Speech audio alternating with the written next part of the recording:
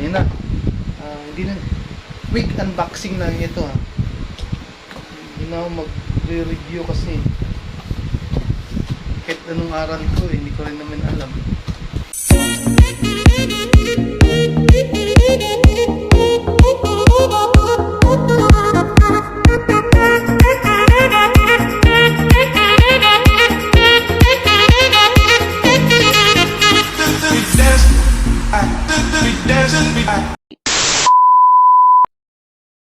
Yo, what's up guys? Welcome to my vlog for today's vlog. Quick unboxing lang tayo. So ito yung pangalawang unboxing ko. Yung una is Oppo Reno 5.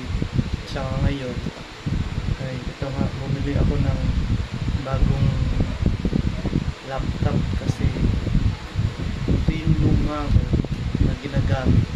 Kung papansin nyo, hindi na ako nakakapag-cover.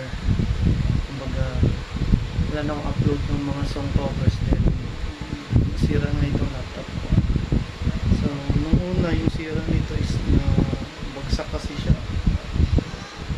Nabasag po yung LCD niya. Tapos pinalitan ko, saka pina-update ko. So, after 1 month, wala, sira ulit. So, napagastos pa ako.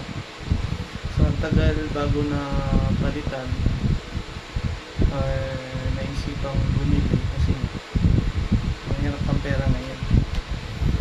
So, ito nga, last Monday, bumili nga ako ng laptop ng bago para makapag-record na ako. So, ito na yun.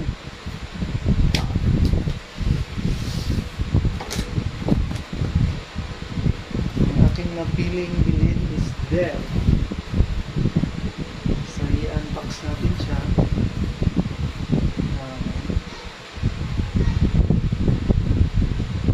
Pakita ko lang yung mga free. Ito may kasamang pack.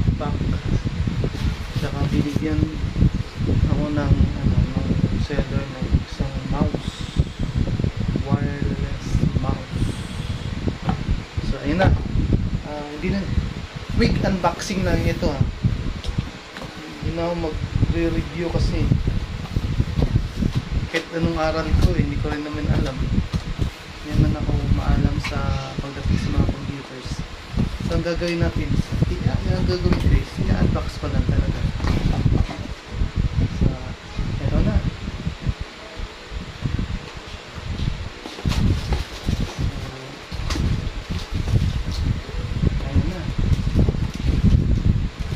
Yan, ang pinili ko is kulay silver.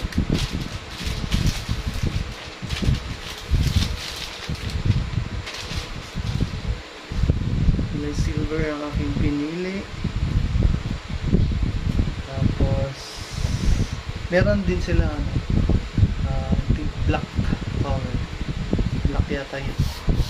So sabi naman nung common na nga yung black. Nag-decide ako na ito na lang ang piliin ko. So, ako pang gawin ito. Wala pa. Manual. Saka yung niya. Charger. Ano ba ito? 45 watts. Charger.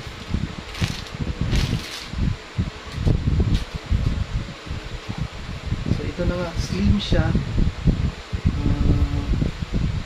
Pakita ko lang to. Ito yung sa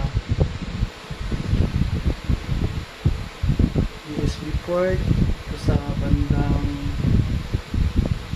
kaliwa. Tapos SD card port. Ito. Tapos sa bandang kanan pala yan. Sa bandang kaliwa. Ito yung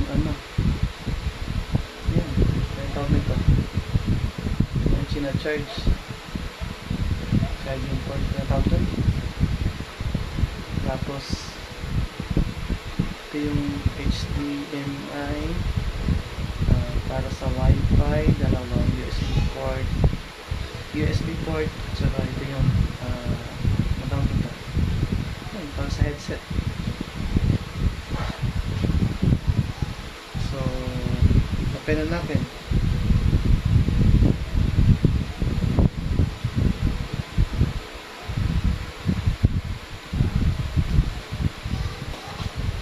Ayan siya.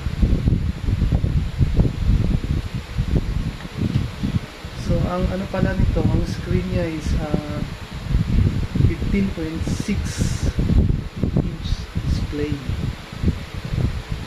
May sinulat ako dun para hindi ako malito. So, ito pala, ang pangalan pala nito is Dell Inspiron 3501 11th generation. Tapos yung processor niya is Intel Core i3. Tapos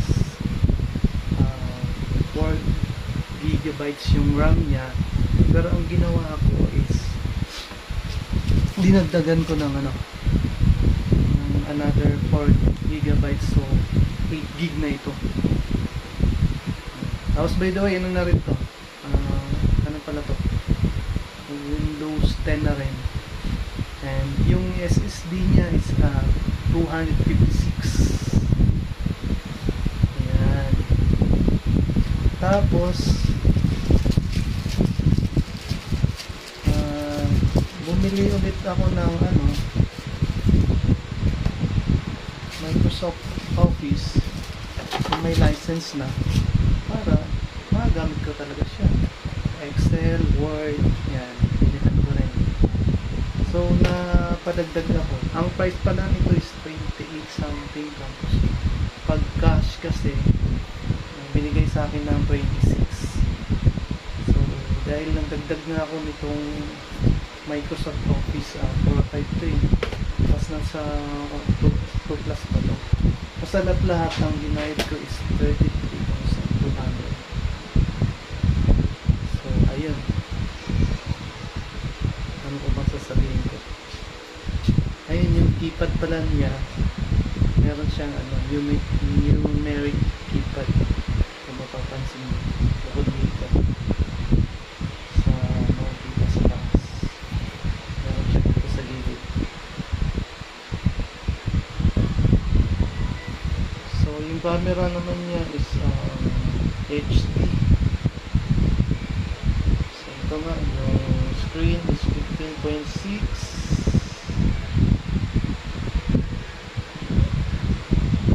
Yun lang siguro, dahil wala naman din akong alam tungkol sa computers. So, bubuksan pala natin.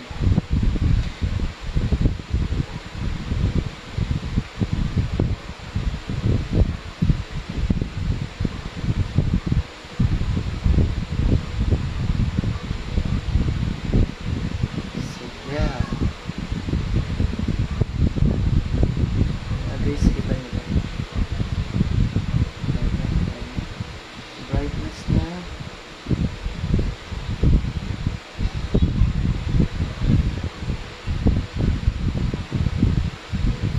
Ayan, brightness na. Check ko nga. Kung makikita.